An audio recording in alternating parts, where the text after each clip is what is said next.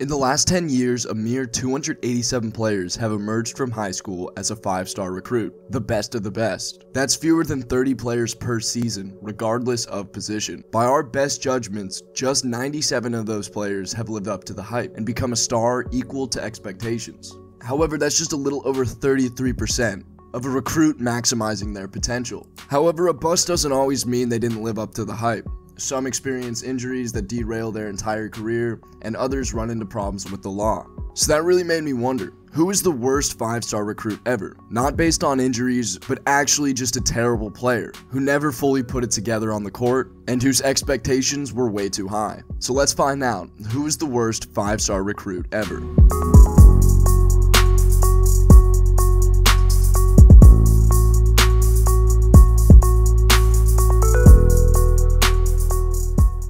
Renardo Sidney was arguably the most skilled player ever in high school, at his position and size of 6'10". He not only had a powerful and smooth inside game, but he could step out and take you off the dribble, make your defense look stupid with his court vision, or simply just step out and hit the three with ease. To give you an idea, the dude was the MVP of the ABCD camp as an 8th grader. He was at one point the #1 player in the nation, most notably playing alongside James Harden at Artesia before finishing his high school at Fairfax. He played 3 seasons at Mississippi State before going undrafted in the 2012 NBA draft. To this day, we can't quite understand why such an incredible talent was never drafted. However, there's a lot more to his story than just his playing ability. He was recruited to Pineywood School, and when he was there, he was declared ineligible by the MHSAA. He moved back to Los Angeles, where his father ultimately wound up with a job from a basketball shoe company. Sidney only wound up at Mississippi State after almost everyone else, including the 2 big LA schools, USC and UCLA, backed off, as they considered his eligibility case too toxic to attempt battling with the NCAA. He was not special in college, and after a checkered career at Mississippi State that included both an NCAA and team-issued suspension,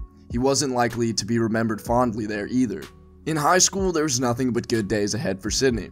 There was a time when everybody knew who he was and where he was. He was ranked as the top player in his class before he finished high school, tabbed by many as a potential future #1 overall pick. His middle school charged his games. His family moved from Mississippi to Los Angeles to chase stardom. Certainly no one saw his trail disappearing to parts unknown. But along the way, Sidney went from a hot prospect to a has-been. A veritable walking, talking Bible of the effects of too much hype and coddling and too little effort and hard work. By the time he checked out of Mississippi State following the end of his junior season, Sidney had been through 3 high schools in 2 states, was down $11,800, which he owed to the NCAA for violations of eligibility. He was suspended 1 season plus 9 more games for those same violations, and was suspended twice more by his team, including once for a fistfight in the stands with a teammate at a game in Hawaii. The player who once hoped to be the next Magic Johnson was a 6'9", 310-pound power forward, and averaged a pedestrian 11.9 points and 6.4 rebounds in his truncated college career. But pretty much this is all I was able to find on the guy. I ended up searching for more stuff on Renardo Sidney. For such a highly publicized person with such a hype past, it's not exactly easy to lose this guy. A generic Google search returned the same question I'd been asking. Where is Renardo Sidney? The NBA's D-League website did not list him as an active player. Neither did FIBA.com, and on Eurobasket.com there's a bio that includes no team affiliations.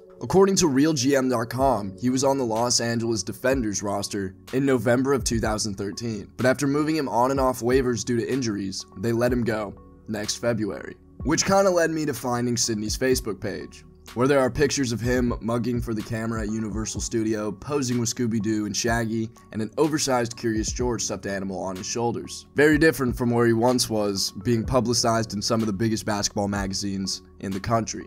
In between the year he had to sit out at Mississippi State and the year he played, Sidney worked out with John Lucas. It was a controversial decision at the time, since he opted to spend time in Houston instead of with his team on a trip to Amsterdam, but he argued that it would help him with his weight and focus better than the trip would. And that's pretty much the end of Renardo Sidney's story. Everything else is pretty much off the internet, and for a person who was once viewed as the next big thing in basketball, he has slowly diminished to just an everyday person.